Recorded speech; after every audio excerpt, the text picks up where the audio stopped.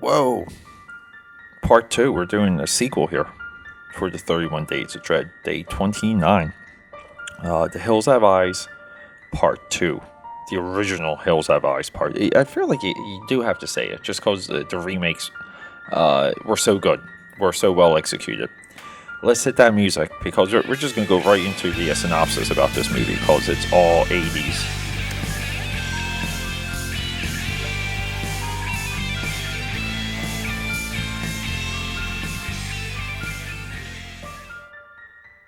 Straight up 80s. So what does that even mean? Look, so what are the things we see in 80s horror movies?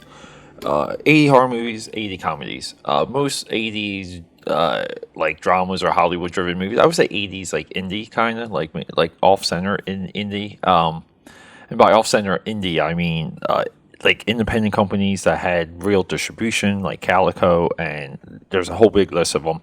But there was more of an industry outside of Hollywood studios in the '80s for movies, and so we have like very '80s comedies like License to Drive, very '80s slasher movies like the Nightmare on Elm Street and the Friday the 13th movies. And this movie is a direct response to Friday the 13th. It was probably known at that point that the Hills Have Eyes from 1977 is resonating. It's moving forward. Like it's not going away. And we have the original director. He has an idea. We think we can run in and be a part of this wave, part of this trend, and cash in. So a lot of these trends are not like purposeful. They're of the culture. They are it's society. It's American life at the time, and even The Hills Have Eyes Part 2, 1985. Oh, taking a big gulp of water there. Hills Have Eyes Part 2, 1985 is a historical document.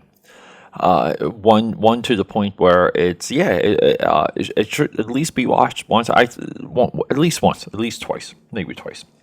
I said before the previous episode, this movie has one of the best opening narrations in Hollywood history. It perfectly sets the stage, sets up the title. Again, it's a fantastic title, but hearing it within context and having a whole narration lead into the title of the movie, it's masterful, very well executed.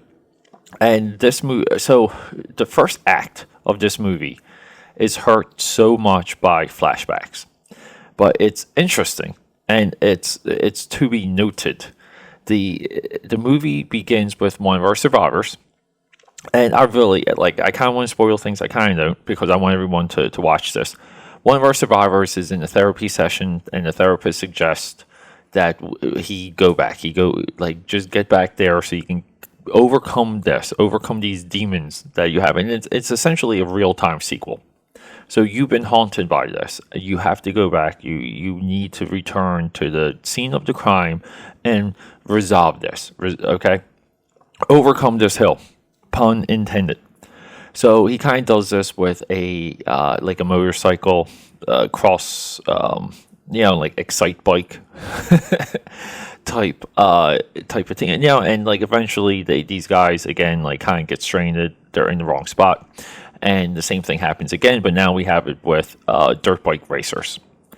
And this is the part of the '80s in this movie that just screams. It just resonates. It's kind of like a little bit of the movie just kept reminding me of Rad. If Rad was like a slasher movie, this would have been it. And it's kind of funny because this movie swivels where these newer teens, it's almost like the teens of the '80s were watching slasher movies, and they go off and they become a part of The Hills Have Eyes Part 2. Like they absorb slasher movie tropes by this point, and they've responded, and they kind of like get the upper hand on this cannibal clan that is still there.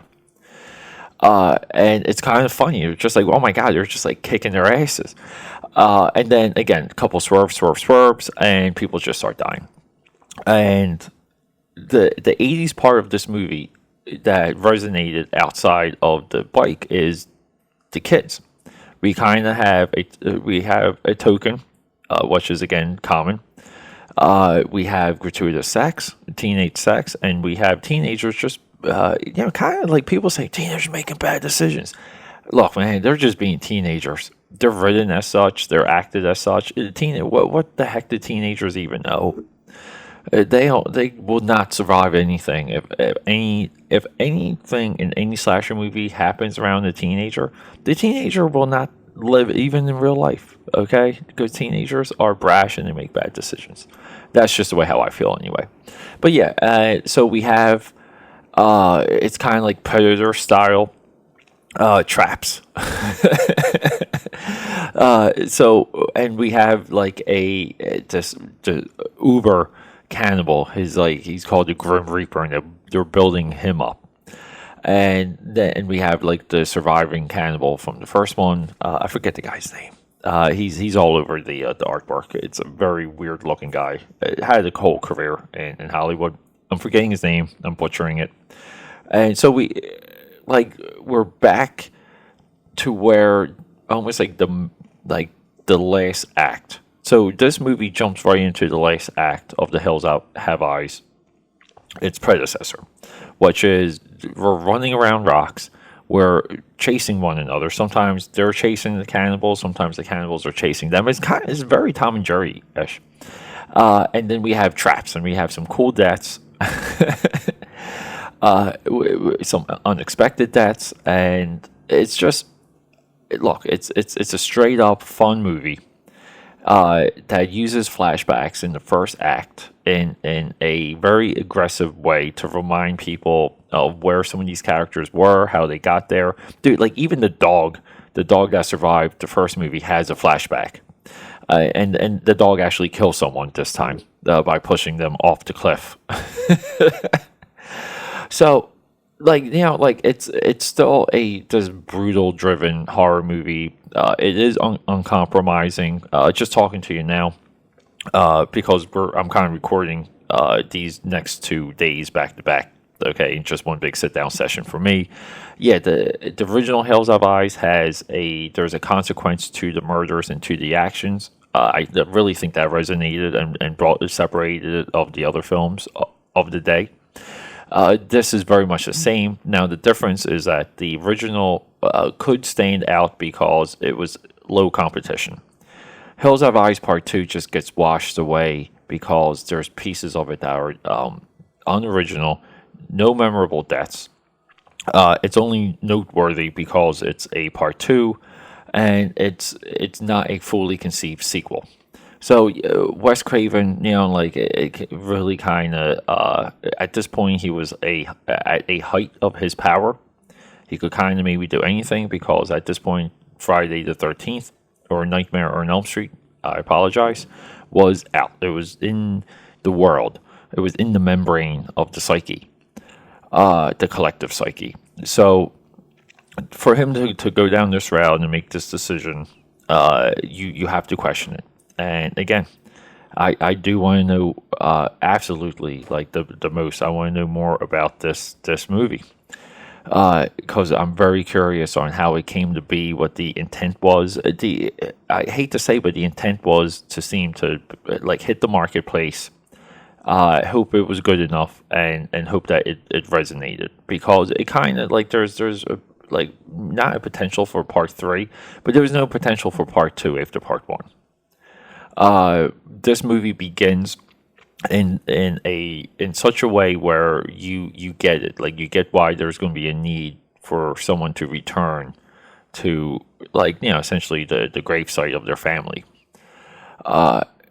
which is almost more psychologically, it's a psychological thriller driven, like the demons of the past type driven movie. Now, with all that being said, could this movie have been better acted? Could the special effects, could the shoot itself be better? Could the editing be better? I don't know. There's some chase scenes that are just they just go on. They're just running through rocks, and you're just what the heck? But it's kind of cool when they're running through rocks wearing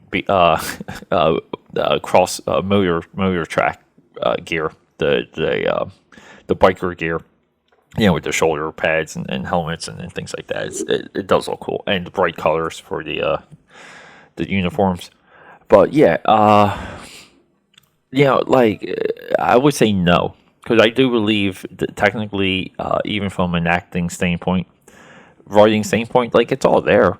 What's not there is just the ideas and what's happening. That's not what's clicking. It just needed better ideas in this limited environment. They needed a better reason to get there. They needed better conflict once they were there. They could have done more with the cannibals. This is very much you see what they did in 2006, and you compare it to this movie, and you see the cannibals, and you see the family, and you're just like, okay, like this is how it should have been in part two. Like they figured it out. They knew exactly what had to get done, which is kind of funny because I think a similar mindset between like this and like, so we go from 77 to 2006, and we see this evolution. We see just like transference of mindset, and it's exactly in my eyes what happened with Star Wars: New Hope and Force Awakens, and it happened with Tim Burton's Batman and Batman Begins. Kind of X-Men and X-Men First Class. We've seen it. So this analysis is there. This awareness is definitely there. It's there in New Hollywood. It does exist, and it's just this movie's just a little bit disappointing, but it's noteworthy. It's noteworthy to understand where this film was in Wes Craven's career, where the industry was at the time, and hey, kind of like what the conventions for horror movies were, which is teenagers and dirty sex and bad decisions, and almost like a rebellious, indestructible attitude that teenagers had. I remember, like, my sister and I watch a movie like this, and I see my sister and myself as some of these characters, but like we're just in like straight cockiness, and maybe my sister and I were cocky. But I do think it was an attitude of teenagers then. Totally not one of the attitudes now, obviously, because everyone's fragile. You can't say anything anymore to anybody. You're going to upset them, so you got to be careful. But definitely worth checking out, just to see like an early idea, an early representation of a real-time sequel, to see kind of what they were trying to do with movies at the time, to see where the industry was at the time, to know what this level of independent horror movie, why it existed, and where it was, where does it lie. This is a middle of the pack movie for sure. But signing off, everyone. Anyone that has any information about this movie, just let me know. Hit me up on Instagram, AKAPAD13, Twitter, AKAPAD, Snapchat, AKAPAD, AKAPAD on Facebook, and Peter A. DeLuca on the Facebook, and AKAPAD.com if you just want to shoot me a direct message. But Peter, everyone, that was a little burp. Have a good day. Signing off. Dream Warriors, 31 Days of Dread, day 29. Oh my God, we're two away. I'm pumped.